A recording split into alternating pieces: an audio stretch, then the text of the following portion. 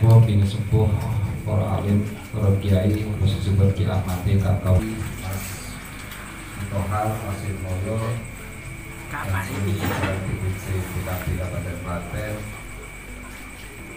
Bapak Ibu segenap pengurus DPC, Bapak Ibu segenap pengurus Biman yang hadir yang kami banggakan.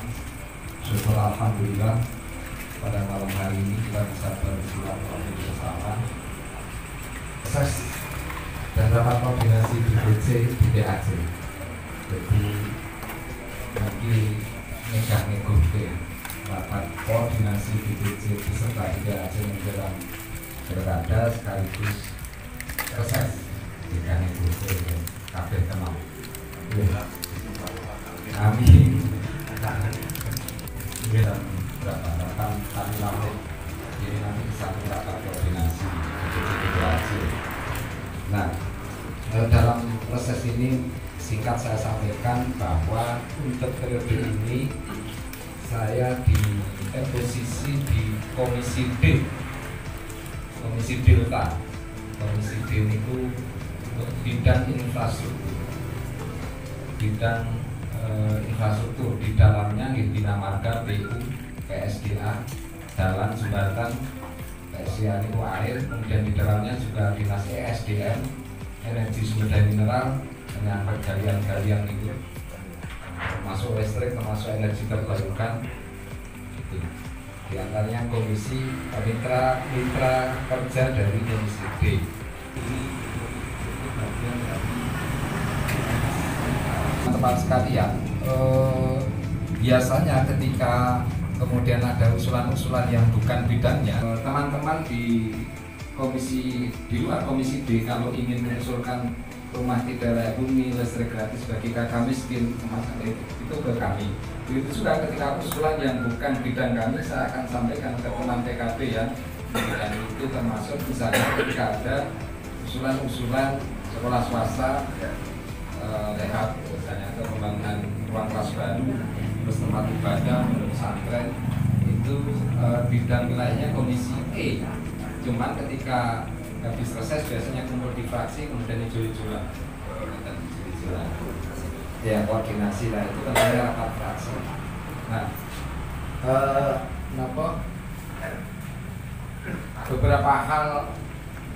beberapa hal yang ini sekaligus kami juga mohon maaf. Terutama 2020 ini dari data saya, aspirasi saya itu sebagian besar masuk ke dapil yang kursinya kosong. Karena itu daftarnya ada. Karena apa? Karena merasa menjadi PR bagi kami agar wilayah-wilayah yang kosong kursinya itu mencoba kami dekati. Cuman cara pendekatan yang saya lakukan melalui kepala desa. Karena apa? Karena begini, bidang pembangunan desa, APBD provinsi itu kan bisa membantu desa langsung, karena desa dilindungi oleh Undang-Undang Nomor 6 kaitannya desa, maka desa bisa minta bantuan ke APBD provinsi, kemudian dari APBD provinsi bisa langsung transfer ke kas desa untuk pembangunan sebagaimana usulannya.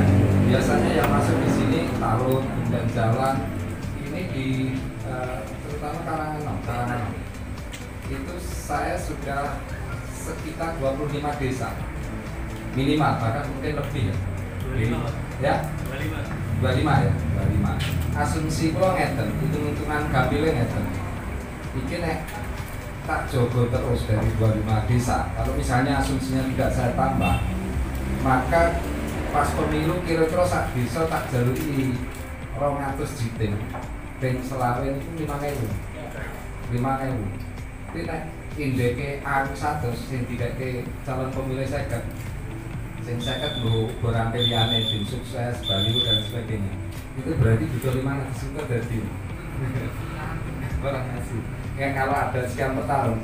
Tapi artinya saya mencoba mengawal ya yang dapil kosong itu sampai hari ini 25 desa, sebagian besar di Karanganom. Dan pernah saya kumpulkan beberapa kepala desa itu di Jurang Jeruk, rumah kepala desa. Tidak sekarang kan perahu nih. Sekarang anak jadung. Ya. Jadung. Ya, waktu itu di sana. Nah, itu saya pernah ada kantor saya di sana, kaitannya memang saya coba konsolidasi. Maka kemudian saya hari ini saya mohon izin lah, kira-kira kemarin 2020 ini sedang pelaksanaan.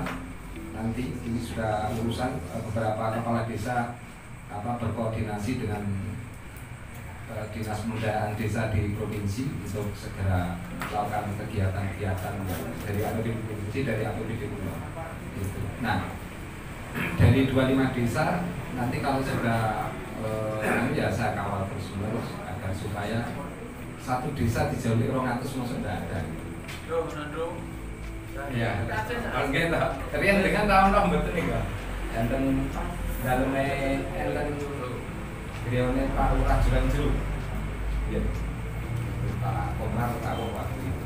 Kemudian kalau 2021 kayaknya banyak yang jaga ya.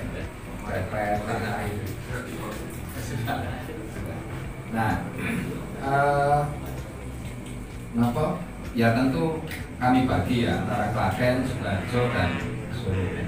Dan insya Allah proses akhir tahun kalau ada tindak reses saya mencoba masuk daerah Monijin Pak Ketua. Nah, Pak Haji Jumarno coba saya tak masuk ke sana. Sama kalau akhir tahun ada reses untuk anggaran-anggaran berikutnya. Jadi ketika ada program-program penjenengan mengambil ikut masuk, saya ngajukan ini ke provinsi, ke DPR RI. Itulah caranya kita menyambung dengan konsep perubahan. Ngopeni nih, nek ngopeni ngambil duit pribadi biasanya terbatas lah ya. Saya usaha atau saya, tapi nek ngopeni dengan cara program sudah 1 miliar. Ini yang BLK itu tidak lain, itu adalah dari PKB. Dari PKB itu caranya mengopeni konstituen, ngopeni generasi PKB. Kita ambil banyak di Klaten, ada yang lewat CNU, ada yang lewat DPP, ada yang lewat Dewan DPR RI, ada yang lewat DPW. Untuk Klaten banyak. Ini bisa 1 miliar, yang 500 untuk fisik, lalu yang 500 kurang lebih program pelatihannya. Nah, ini terutama untuk pesantren-pesantren. Tapi kendalanya pesantren itu biasanya kendalanya satu lahan nih, karena lahannya harus wakaf lahannya. Yang kedua kadang-kadang badan hukumnya. Ini saya mengingatkan Bapak Ibu sekalian yang punya pesantren harus segera didaftarkan untuk punya badan hukum dan SK Menkumham. Ini Pak. Lalu dari Pak Amin, banyak ini Pak Amin itu ini di tahun 2019 3.575 yang tersebar di Kabupaten Klaten khususnya ini. Tahun 2020 ini beliaunya mengakses 4,5 miliar, tidak sedikit. Ini kadang satu titik ada minimal 50, ada yang 200, 195. Pokoknya di sing ngerasa nganggo tender langsung penunjukan itu di bawah 200. Di tahun 2020 itu Mas Amin bisa menggelontorkan aspirasinya di Klaten 4,5 miliar.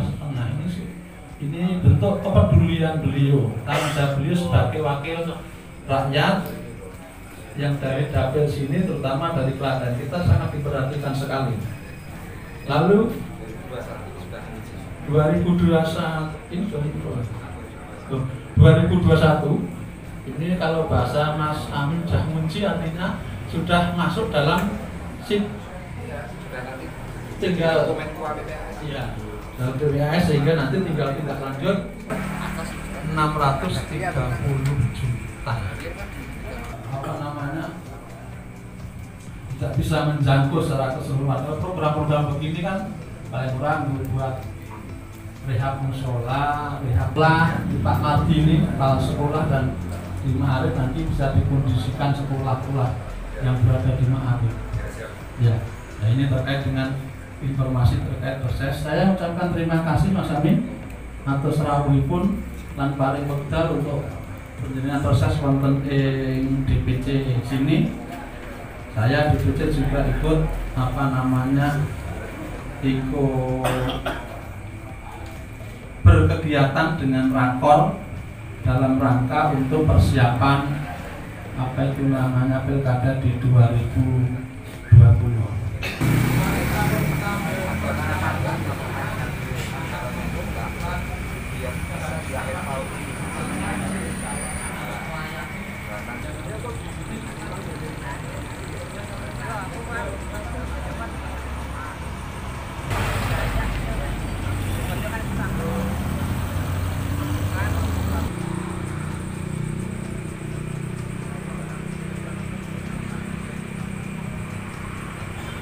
Selamat malam Mas Hamim Irfani. Selamat malam. Anggota DPRD Provinsi Jawa Tengah. Ini agenda apa ini Mas? Jangan ke DPC PKB, agenda apa ini? Agenda reses. Agenda reses untuk periode ini. Apa harapan adanya reses ini? Apa harapannya? Ya, kewajiban kami, bagian dari kewajiban kami DPRD Provinsi kan bertemu dengan masyarakat. Dalam hal ini reses malam ini kan kita taruh di kantor DPC PKB Klaten, dan yang kami hadirkan adalah struktur partai tingkat kecamatan. Cuman kami harus patuh pada protokol kesehatan karena COVID ya, sehingga tidak boleh lebih dari 50 Dibatasi. dibatasi. Ya, di reses ini ya kami sampaikan bahwa sekarang posisi saya di Komisi D. Komisi D. Membidangnya apa itu? Saya sekretaris Komisi D, membidang infrastruktur garis besarnya. Di dalam infrastruktur kecuali di bidang PU, jalan, jembatan, SDA sumber daya air, kemudian ESDM energi sumber daya mineral, di dalamnya kaitannya dengan pertambangan, kemudian energi terbarukan, gas, listrik, kemudian di mitra kerja yang lain adalah tata ruang, tata wilayah, kemudian perhubungan. Itu menyangkut, kalau penataan pemukiman itu menyangkut rumah tidak layak huni RTLH. Tahun ini misalnya tahun 2021 itu nanti akan ada bantuan RTLH dari provinsi itu 12.000 unit. Nah, kami harus sampaikan ke masyarakat, RTLH itu kan bagi kakak miskin, tapi dengan cara yang mengusulkan itu pemerintah desa, kemudian ke pemerintah kabupaten ke pemerintah provinsi. Nah, kami ambil data dari dinas provinsi. Nah, agar masyarakat tahu, maka saya sampaikan kalau ada di tetangganya, di kampungnya memang layak dibenahi rumahnya, itu masuk kategori kakak miskin, ya disampaikan ke Pak Kades di Musrenbang Des. Itu kapan itu pencairan untuk RTLH itu? Ya, ketika kalender berjalan atau 2021 ya, sejak Januari sampai Desember 2021, tergantung manajemen anggaran di tingkat APBD provinsi kan, di wilayah tim anggaran. Itu besaran berapa? Satu rumah berapa? Satu titik? Rumah itu untuk 2021 12 ya. 12 juta? 12 juta. Satu. Itu cukup nggak itu kira-kira? Ini kan kaitannya dengan Ukuran rumah juga berapa? Tidak ini hanya untuk rehab, dan yang dua itu kira-kira untuk partisipasi. Ini kan agar padat kali. Pancingan buat masyarakat ya, itu gotong royong ya? Ya, stimulan Pak. Mas Hamim Irfani pernah mendengar di Klaten ini ada asosiasi tentang jalan tol? Oh, pernah. Di Kulanharjo kemarin. Gimana tanggapan Mas Irfani? Ya, kemarin kan saya reses di Gelanggu dengan mengundang beberapa masyarakat yang kena tol juga. Tapi baru sosialisasi ya, artinya saya belum mendengar keluhan dari masyarakat. Tapi saya memonitor terus. Terkait harga kan kemarin masih belum ketemu kayak ya? Ya. Harapan kan, seperti Boyolali harapannya? Ya ini kan itu kan ada di tim appraisal ya. Tim perkiraan yang memperkirakan itu ya saya sampaikan suatu saat saya akan agendakan kunjungan kerja ke mendengar masyarakat, kunjungan kerja Komisi D untuk kaitannya jalan tol Solo Jogja. itu bagian dari tugas kami disiplin itu mendengarkan masyarakat. Mungkin ada persoalan yang perlu disampaikan buat masyarakat Klaten terkait pembangunan yang belum tergarap, Mas Hamim. Ini kan baru sosialisasi dan saya kira belum semuanya ya. Artinya kami kan perlu mendengar pasca sosialisasi itu tanggapan masyarakat bagaimana. Artinya kami kan memonitor, mendengarkan kalau ada keluhan-keluhan kan kami mencoba memoderasikan ya dengan kaitannya dengan pembangunan tol ini. Terkait COVID-19 atau virus corona, ini kan ada program BLT. Ada dana desa juga digunakan untuk BLT. Menurut Mas Hamim, apakah ini efektif, Mas Hamim? Begini, itu memang keputusan bersama ya, Menteri Keuangan sama Menteri Mendagri kalau nggak salah. Memang ada 3 prioritas. Yang pertama itu untuk kesehatan, kaitannya COVID ini. Yang kedua untuk jaring pengaman sosial. Kemudian yang ketiga untuk recovery. Itu yang mengelola itu gugus tugas. Kalau tingkat kabupaten, bupati atau sekda, tingkat provinsi, gubernur atau sekda sebagai ketua gugus tugas. Dan kemarin itu kan terjadi refocusing anggaran, baik APBD provinsi, APBD kabupaten kota maupun anggaran desa ya, di refocusing. Dan kalau di tingkat provinsi atau kabupaten itu kan kemenangan gugus tugas dalam proses merefocusing anggaran itu memang dimungkinkan tidak dilakukan pembahasan dengan Dewan, itu memang dari keputusan bersama. Kemarin saya dengar provinsi DPRD provinsi mengadakan gerakan apa Jogotongo atau apa istilahnya? Nah itu kan itu mana itu? bagian kita berpartisipasi, artinya itu sebenarnya kan gugus tugas ya, kewenangan gugus tugas, cuman kami hadir untuk memotivasi kaitannya program Jogotongo. Untuk Jawa Tengah, provinsi Jawa Tengah ya, kabupaten mana yang paling zona hitam atau apa istilahnya, parah COVID-19? Kalau ini kan kota Semarang. Semarang. Kota Semarang. Kalau Solo Raya gimana? Solo juga kan tidak ada istilah hitam atau merah, itu kan istilah ya? wali kota Solo. Oke, siap. Makasih Mas Hamim. Tas semangat ya Mas Hamim. Ya, iya. Ya, Mas PKB. Ya. Oh, terakhir Pak, ini kan mau pilkada ini. Gimana untuk strategi pemenangan calon yang diusung oleh PKB gimana ini? Ini mengusung Mas apa? Mas Arif ABY sama Pak Harjanto. Gimana Mas Hamim melihat? Ya malam ini Pak setelah selesai kan disambung teman-teman DPC PKB untuk koordinasi dengan BPAC ya. Dan nanti akan ditindaklanjuti koordinasi sampai tingkat ranting atau desa. Ya penataan infrastruktur partai. Nah, ini Mas Hamim mendukung ya? Itu kalau sudah keputusan partai, saya selaku legislatif, selaku pengurus partai ya harus patuh. Kalau sudah menjadi keputusan partai ya harus patuh. Oke, makasih Mas Hamim.